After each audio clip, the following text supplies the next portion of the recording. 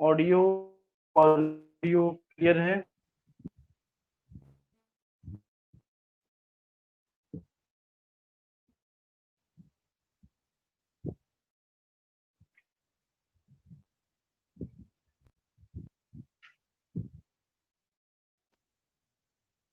ठीक है, चलिए तो फिर आज की क्लास को बच्चों स्टार्ट करते हैं। क्लास में हम लोगों ने दो क्वालिटेटिव प्रॉपर्टीज कर ली थी, जिनके अंदर पहला था relative lowering in vapour pressure और दूसरी प्रॉपर्टी थी वो थी एलिवेशन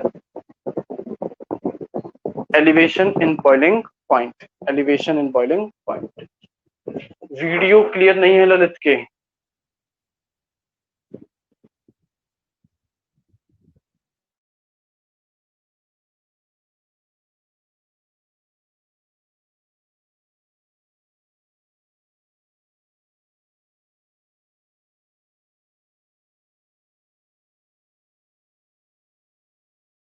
अब चेक करो वीडियो क्लियर है या फिर नहीं है।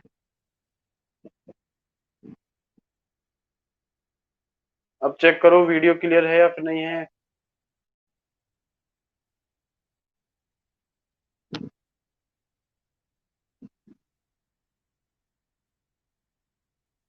ठीक है, तो आज हम लोग जो तीसरी क्वालिटेटिव प्रॉपर्टी करने जा रहे हैं उसकी हेडिंग है डिप्रेशन इन फ्रीजिंग पॉइंट।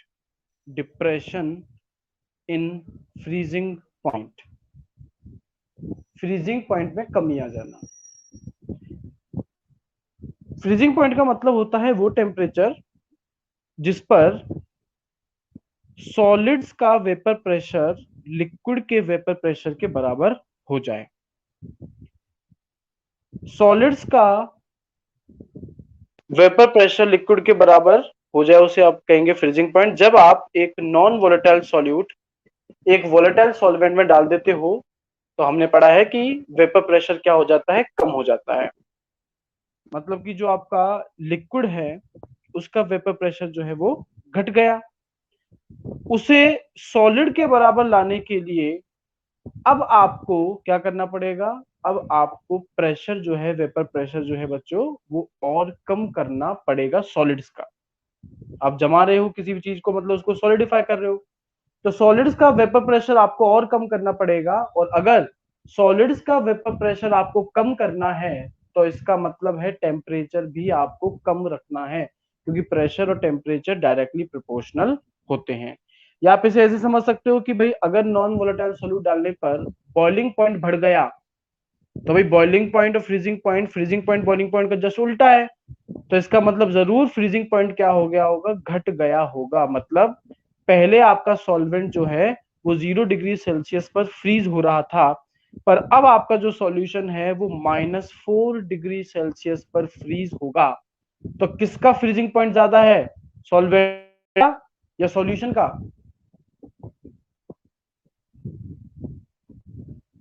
पहले आपका सॉल्वेंट 0 डिग्री सेल्सियस पर फ्रीज हो रहा था, और अब जब आपने नॉन वोलेटाइल सोल्यूट डाला तो अब वो -4 डिग्री सेल्सियस पर फ्रीज होगा।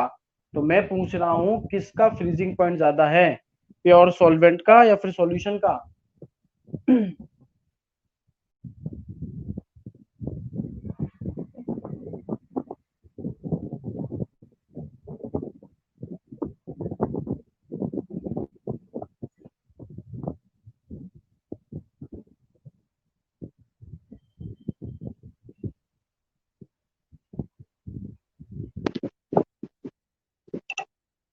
बेटा अभिषेक सैनी, मैं कह रहा हूं ना, एक 0 डिग्री सेल्सियस पे सॉल्वेंट जम रहा था, सॉल्यूशन -4 पे जम रहा है। कौन सा टेम्परेचर ज्यादा है भाई? 0 -4 में कौन सा बड़ा होता है?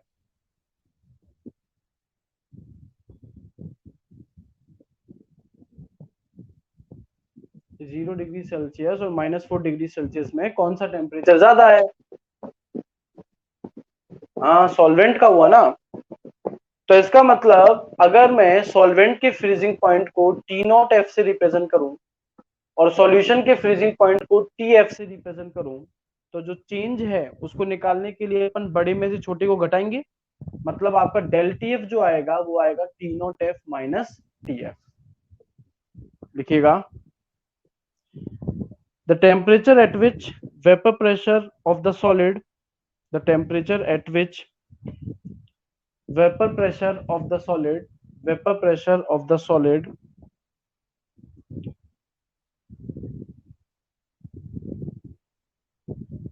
and liquid are equal to each other,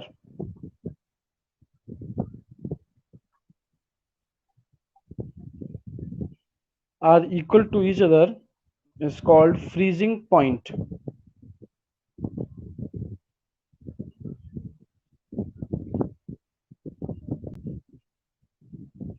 next line से लिखो, when a non-volatile solute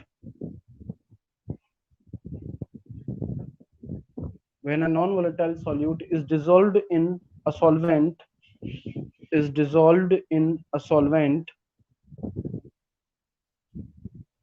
comma, the vapor pressure decreases, the vapor pressure decreases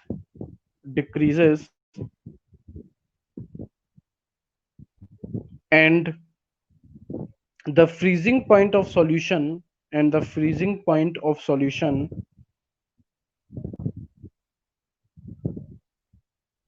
becomes less than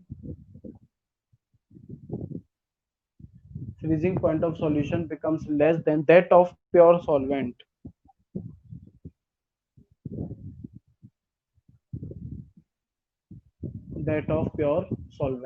Full stop. This lowering of freezing point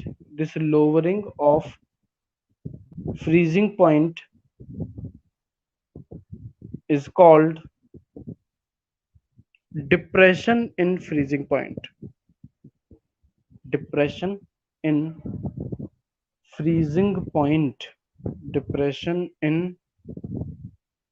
freezing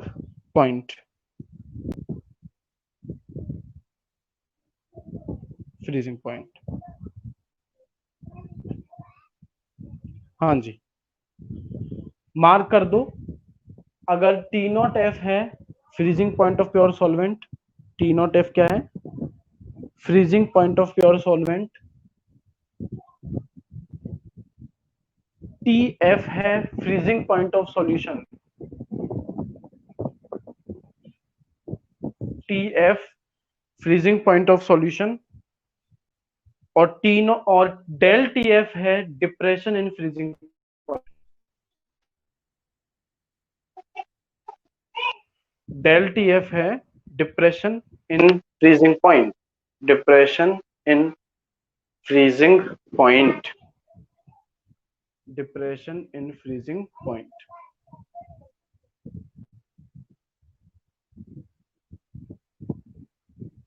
तो बच्चों derivation बिल्कुल बिल्कुल पिछली बार की तरह ही है, सेम टू सेम पिछली बार की तरह है, सिर्फ डेल टी बी की जगह डेल टी एफ जो है वो आता जा रहा है और लास्ट में के बी की जगह के एफ आ रहा है, बिल्कुल पिछली बार की तरह ही एज इट इज आप ड्रॉ कर लीजिए।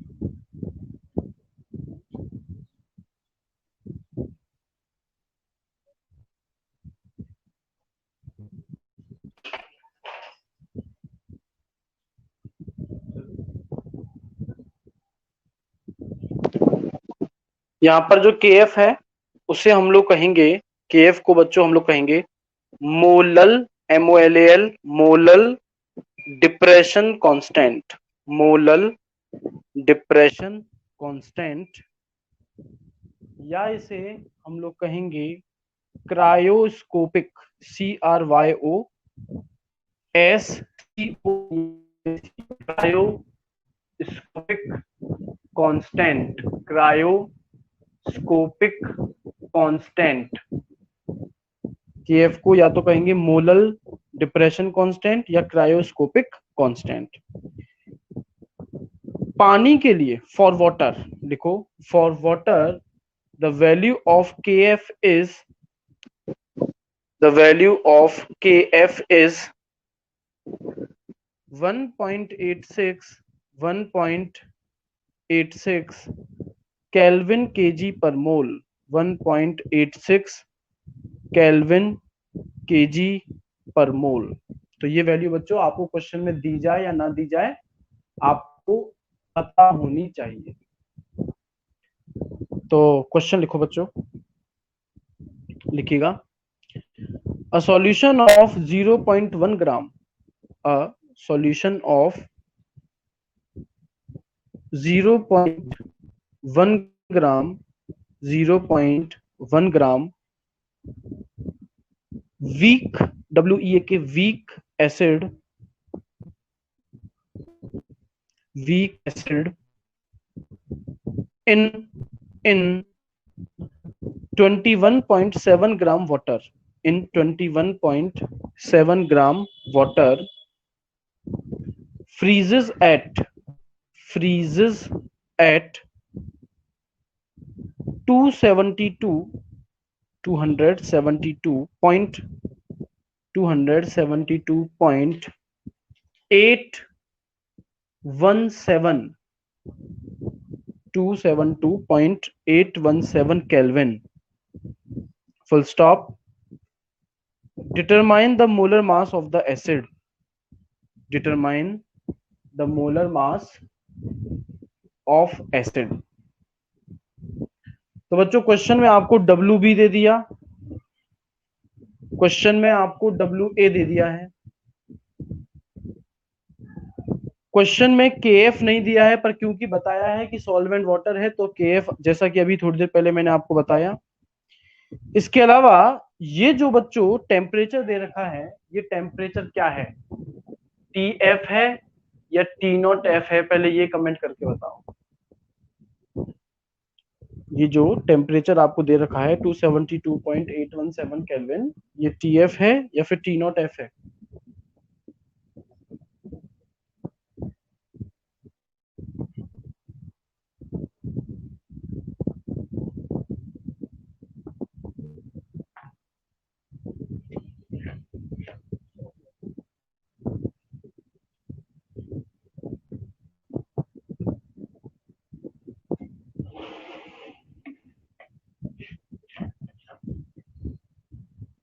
बताओ बच्चों, ये हमें दे रखा है T0F नहीं है बेटा, ये T0F का मतलब फ्रीजिंग पॉइंट ऑफ वाटर। ये कह रहा है अ सॉल्यूशन, देखो क्वेश्चन की पहला शब्द ही क्या है, अ सॉल्यूशन, और फिर फुल स्टॉप से पहले है फ्रीजेस एट, तो मतलब ये तुम्हें सॉल्यूशन का फ्रीजिंग पॉइंट दे रखा है, ये TF का फ्रीजिंग पॉइंट है। T0F क्या होगा, कोई मुझे कमेंट करके बताएगा, T0F क्या होगा बच्चों? T0F होगा वाटर का फ्रीजिंग पॉइंट, मतलब मैं तुमसे पूछ रहा हूं वाटर का फ्रीजिंग पॉइंट कितना होता है। बॉइलिंग पॉइंट जैसे 373 केल्विन है, वैसे ही फ्रीजिंग पॉइंट कितना होता है वाटर का?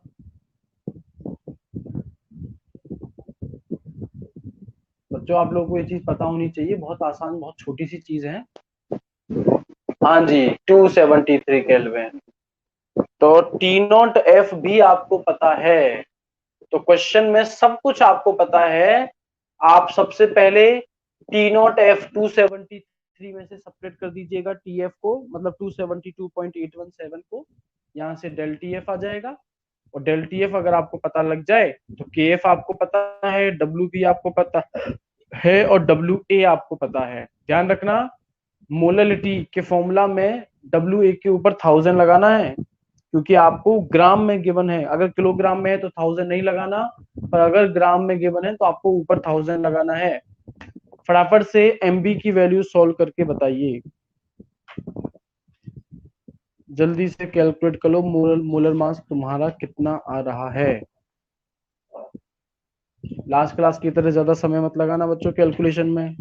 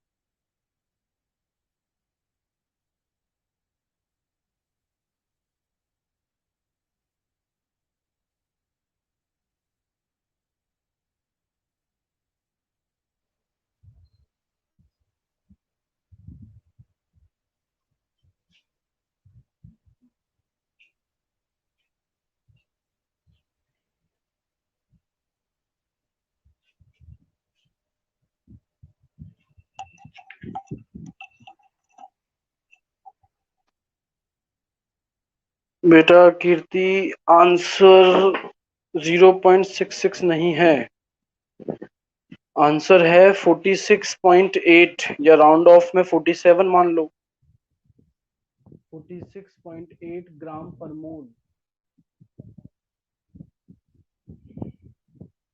भाई एमबी की जो कैलकुलेशन आएगी वो होगी MB equal to 1000 multiply by 1.86 multiply by 0.1 upon 0.183 into 21.7। क्या यही तुमने किया है? चेक कर लो। फिर से बोल रहा हूं, 1000 multiply by 1.86 into 0.1 into 0.1 upon 0.183 into 21.7।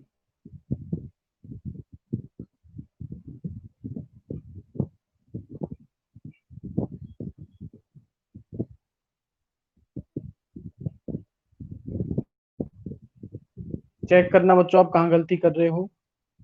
Answer note कर लो, 46.8 ग्राम पर मोल, ये आंसर आपका आएगा। एक क्वेश्चन और करो बच्चों।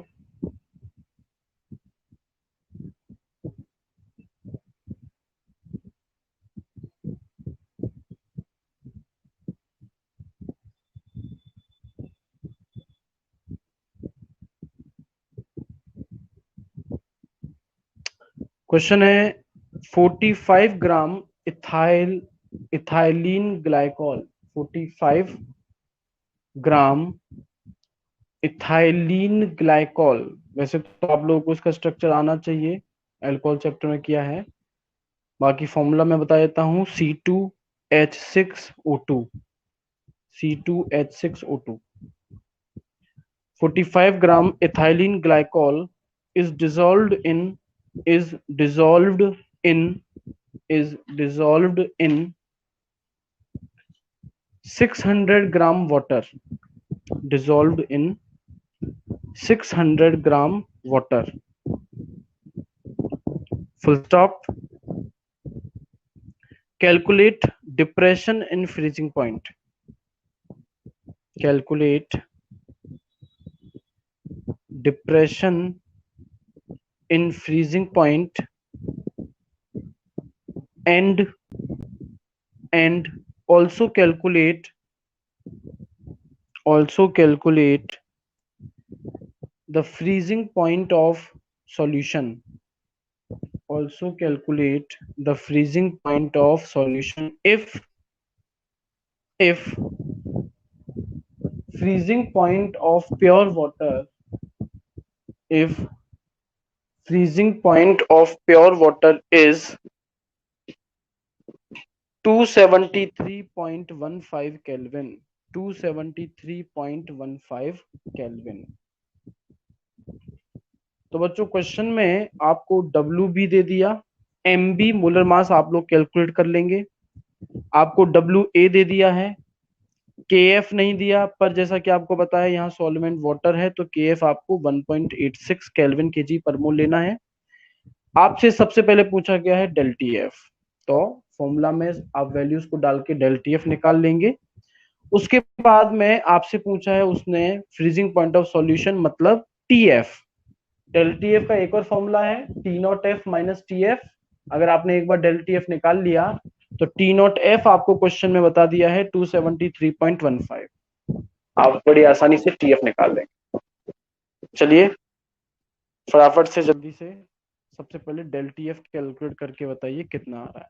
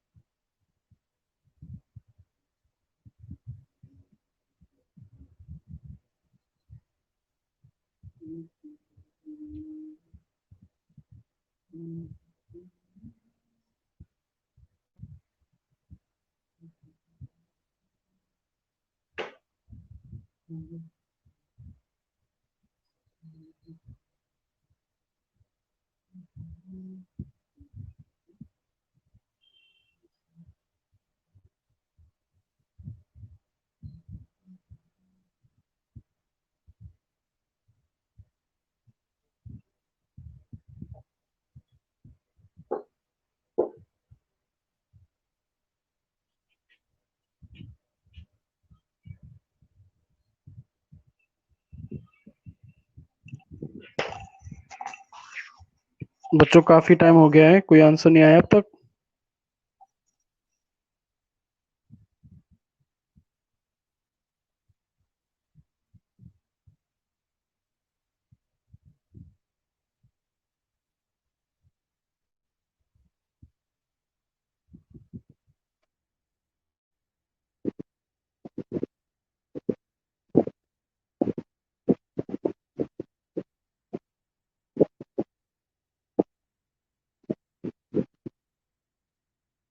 नहीं अभिषेक, ये तो बहुत ज्यादा आ रहा है बेटा। डेल टी एफ की कैलकुलेशन जो तुम कर रहे हो वो आएगी del T F equal to 1000 multiply by 1.86 multiply by 45 upon 62 multiply by 600। हाँ, ललित का आंसर एकदम सही है। बिल्कुल करेक्ट आंसर है बच्चों, 2.2 केल्विन। करेक्ट आंसर आएगा डेल टी एफ का 2.2 केल्विन। 2.2 केल्विन। अब आपको डेल टी एफ पता है, तो डेल टी एफ का जो दूसरा फॉर्मूला है T not F minus T F, उसमें वैल्यू को पुट करके आप आंसर निकाल लेंगे। तो 273.15 में से जब आप सब्ट्रैक्ट करेंगे 2.2, तो आपका आंसर आएगा 270.95 केल्विन। 270.95 केल्विन।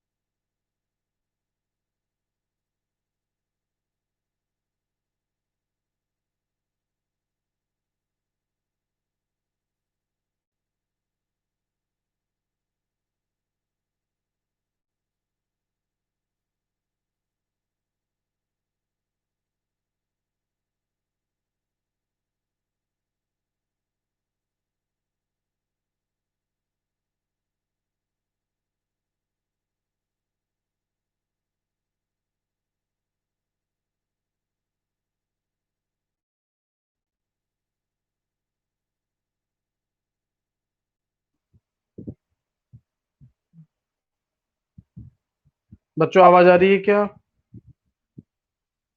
हेलो, आवाज आ रही है बच्चों?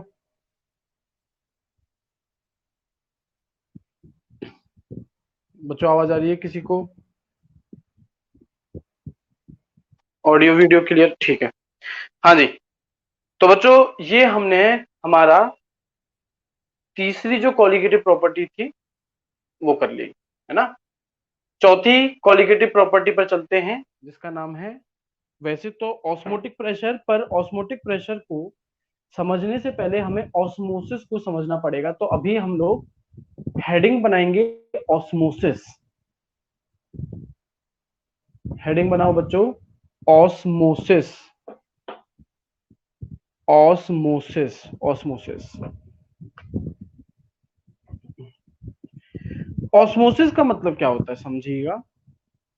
देखो बच्चों, ऑस्मोसिस का मतलब होता है movement of particles from lower concentration to higher concentration. आपने एक शब्द पढ़ा होगा, सुना होगा, डिफ्यूजन। डिफ्यूजन का मतलब होता है movement of particles from there higher concentration to lower concentration. जब पार्टिकल्स अपनी हायर कॉन्सेंट्रेशन से लोअर कॉन्सेंट्रेशन की तरफ मूव करते हैं तब इसे हम लोग कहते हैं डिफ्यूजन। पर मैंने तुम्हें ऑस्मोसिस में क्या कहा कि जब पार्टिकल लो कॉन्सेंट्रेशन से हाई कॉन्सेंट्रेशन की तरफ मूव करे, यहां पार्टिकल जो है बच्चों वो पार्टिकल होगा सॉल्वेंट का। तो ऑस्मोसिस क्या है कि जब सॉल्वेंट का पार्टिकल लो कॉन्सेंट्रेटेड सॉल्यूशन से हाई कॉन्सेंट्रेटेड सॉल्यूशन की तरफ जब मूव करता है through a semi permeable membrane. Semi permeable membrane का मतलब एक ऐसी लेयर, एक ऐसी मेम्ब्रेन जो कि कुछ चीजों को तो अलाउ करती है कि वो उस मेम्ब्रेन के थ्रू पास हो सकते हैं और कुछ चीजों को अलाउ नहीं करती। परमिएबल का मतलब परमिट, परमिशन, और सेमी का मतलब आधा अधूरा। तो कुछ को अलाउ करे, कुछ को अलाउ ना करे। तो सबसे पहले आप डिफ्यूजन की लिख लो। The movement of particles from high concentration, the movement of particles from high concentration to low concentration, high concentration to low concentration is called diffusion, is called diffusion.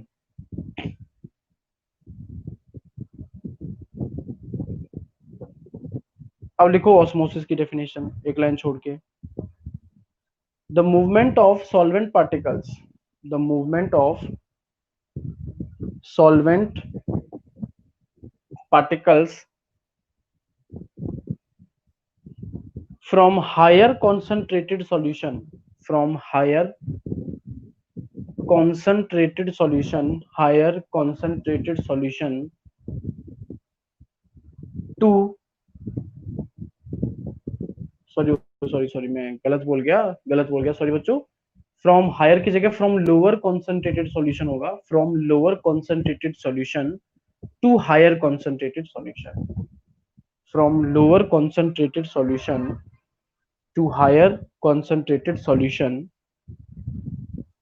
through a semi permeable membrane, semi permeable, permeable membrane, semi permeable membrane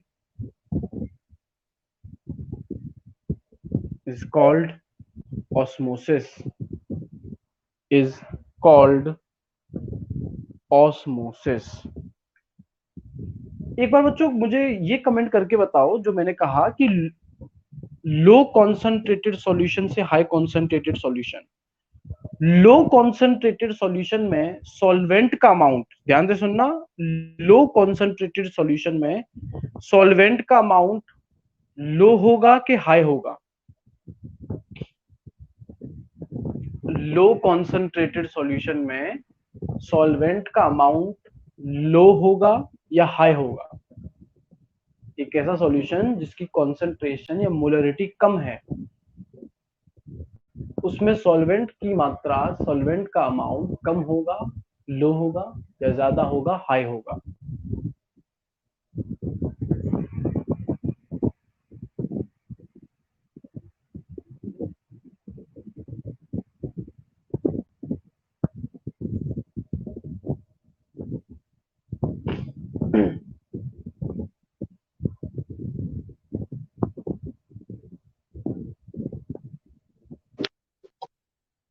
बिल्कुल बिल्कुल मोहित, high होगा। तो अगर ये तो मैंने definition तुम्हें concentration solution के टर्म्स में दी, पर अगर मैं इसी की डेफिनेशन सिर्फ और सिर्फ सॉल्वेंट के पार्टिकल्स की कंसंट्रेशन के टर्म्स में दूं, तो एक्चुअल में हो तो डिफ्यूजन ही रहा है। मतलब सॉल्वेंट जहां ज्यादा है वहां से कम सॉल्वेंट की तरफ ही तो जा रहा है। तो एक लाइन छोड़ के लिखिएगा, in other words, in other words, in other words, comma, the movement of solvent particles, the movement of solvent particles from their higher concentration, their का मतलब सिर्फ solvent की concentration से है, from their higher concentration, from their higher concentration to their lower concentration, from their higher concentration to their lower concentration through a semi permeable membrane, through a semi permeable membrane is called osmosis,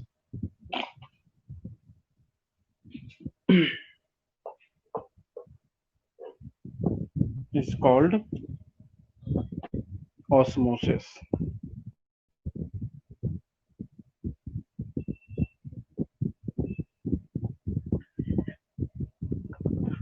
अब आप osmotic pressure को समझ सकते हैं कि जब osmosis के दौरान, मतलब जब सॉल्वेंट का पार्टिकल सेमी परमेबल मेम्ब्रेन से मूव कर रहा है, तो इस टाइम पर वो जो भी प्रेशर एग्जर्ट करेगा, इसी प्रेशर को हम लोग बोलते हैं ऑस्मोटिक प्रेशर। लिखिएगा, the pressure, the pressure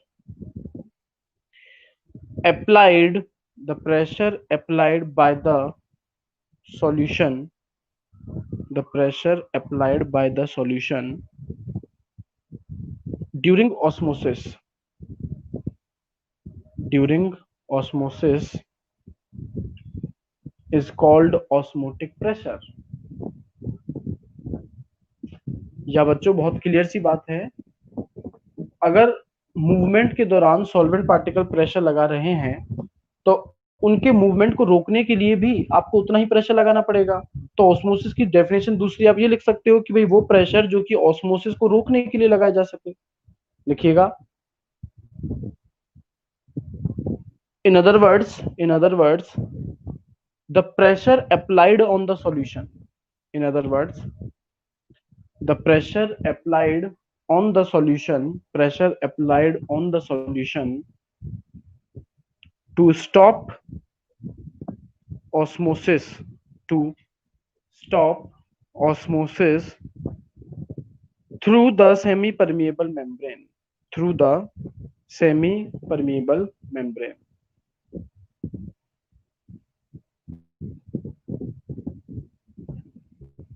osmotic pressure को पाई से रिप्रेजेंट करते हैं। तो 11th क्लास में हम लोग बच्चों पढ़ के आए थे स्टेट ऑफ मैटर में, pressure is inversely proportional to volume, pressure is directly proportional to temperature and pressure is directly proportional to number of moles. तो बस यहाँ पी की जगह हम लोग पाई वर्ड का इस्तेमाल कर सकते हैं, और जैसे वहां भी हमने डेरिवेशन किया था, यहाँ भी आ जाएगा pi equal to n R T upon V. R है जो बच्चों वो है आपका यूनिवर्सल गैस कांस्टेंट। अब क्योंकि अगर ये पाए आपकी कोलिगेटिव प्रॉपर्टी है, तो ये जो मोल्स हैं ये किसके होंगे, सॉल्यूट के होंगे। तो pi equal to n B upon V R T मैं लिख सकता हूं। और बच्चों n B upon V number of moles per unit volume कहलाता है कॉन्सेंट्रेशन या फिर मोलरिटी। तो लास्ट में फॉर्मूला आ जाएगा pi equal to C R T. यहाँ कॉन्सेंट्रेशन बच्चों मोलरिटी का मतलब है, फॉर्मूला ड्राइव कर लो। और इससे जुड़े हुए क्वेश्चंस हम लोग नेक्स्ट क्लास में बात करेंगे तुमसे। फॉर्मूला बना लीजिए।